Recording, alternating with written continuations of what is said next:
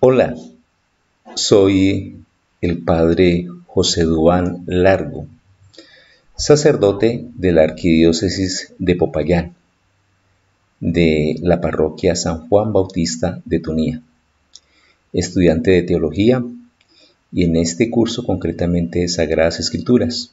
Un saludo y una bendición muy especial para el profesor.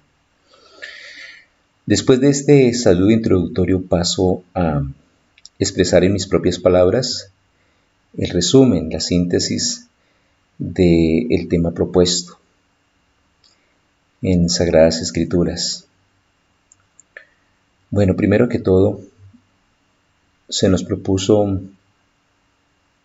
leer o abordar 4 capítulos, el capítulo 2, el 4, el 6, el 8 y el 9, mejor dicho, 5 capítulos, bastante extensos por cierto, pero trataré de resumir lo más que se pueda lo de cada uno de estos capítulos, por ciertamente muy interesantes.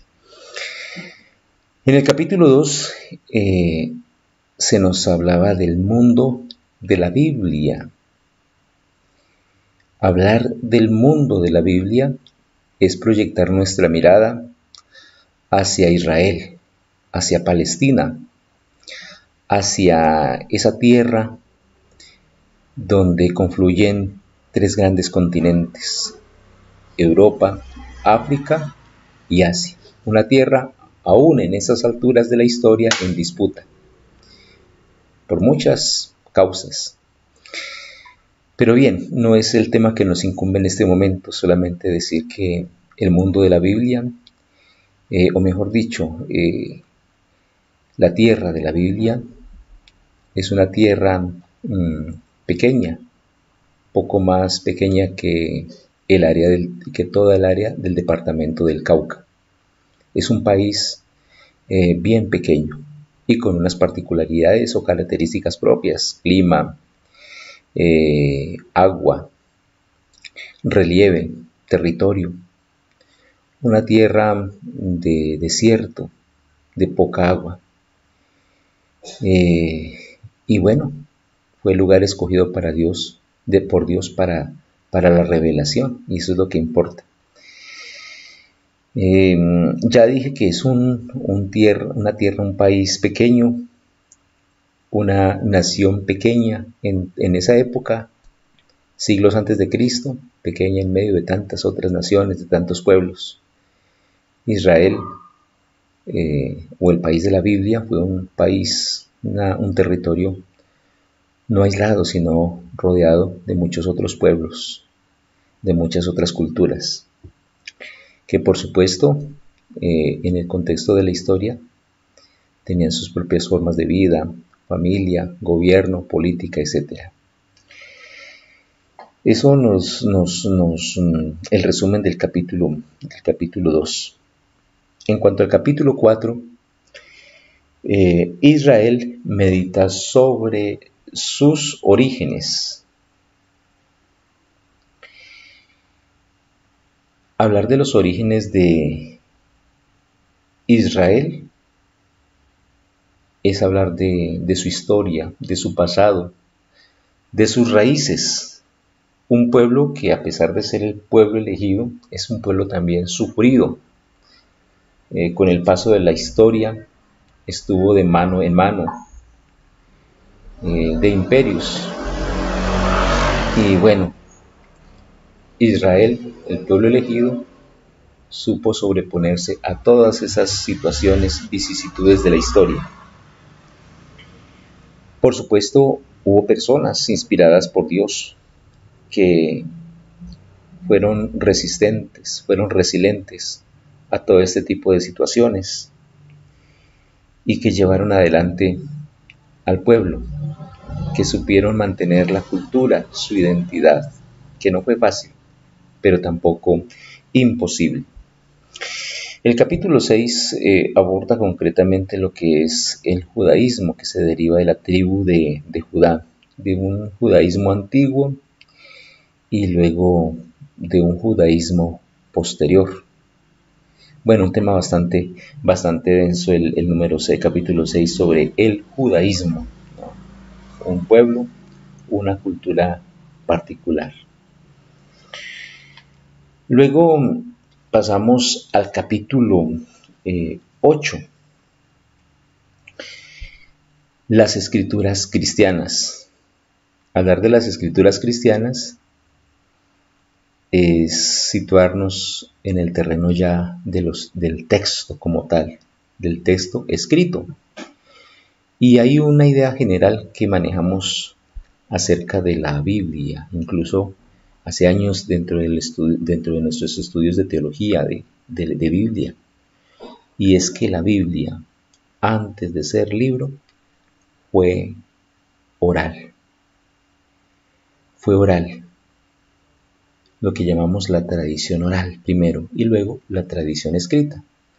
Lo que se iba transmitiendo de familia a familia, de pueblo a pueblo, de comunidad a comunidad, de individuo a individuo, estos relatos orales luego fueron puestos, fueron consignados. Y es ahí entonces donde aparecen los escritos que se fueron reuniendo, por supuesto, y da lugar a lo que llamamos las escrituras, y en este caso el Antiguo Testamento y también el Nuevo Testamento.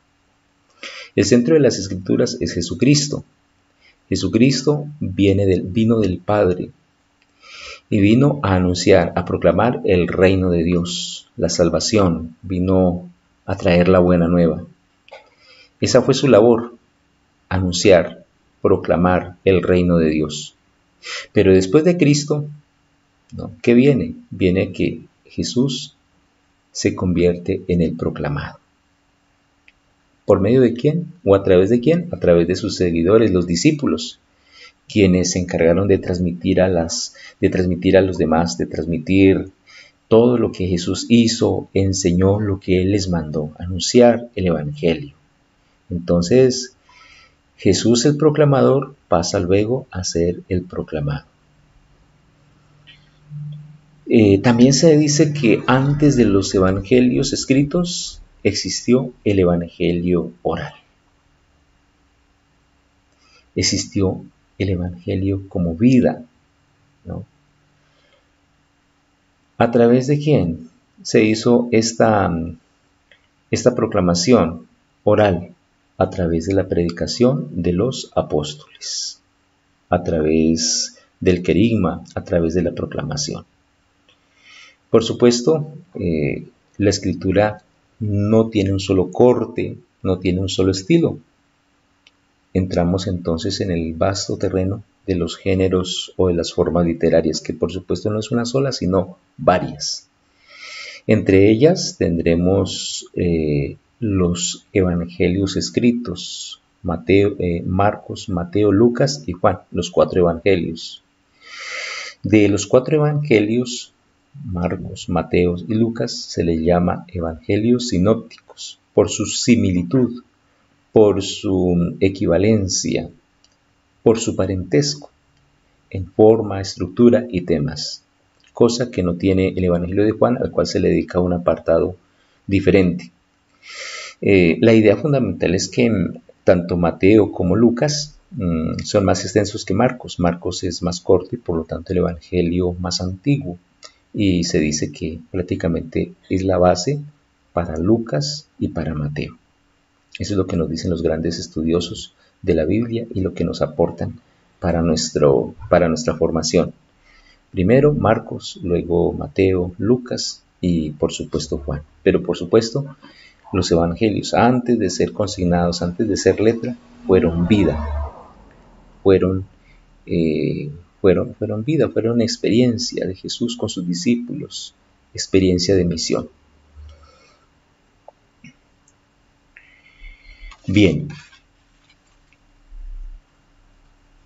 Luego tenemos, hermanos, el capítulo 9, las comunidades cristianas. Y para hablar de las comunidades cristianas, ciertamente nos remitimos concretamente a los Hechos de los Apóstoles. La misión, el nacimiento,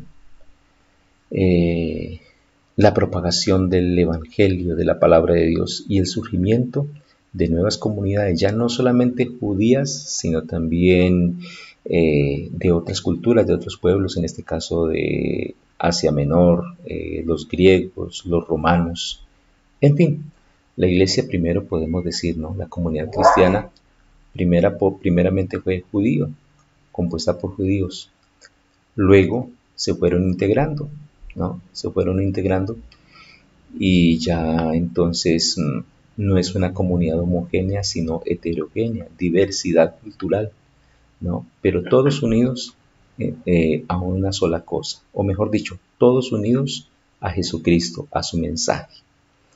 Eso es lo novedoso. Entonces, la palabra, la fe, la semilla que se esparce de la palabra, va engendrando la fe, va llamando nuevas personas para acoger a Jesucristo. Y ahí entonces van surgiendo los discípulos que viven en familia, que viven en comunidad y dan testimonio del Señor. Y ese testimonio se va irradiando hasta engendrar nuevas comunidades, nuevos grupos, con Jesús como centro, con su palabra.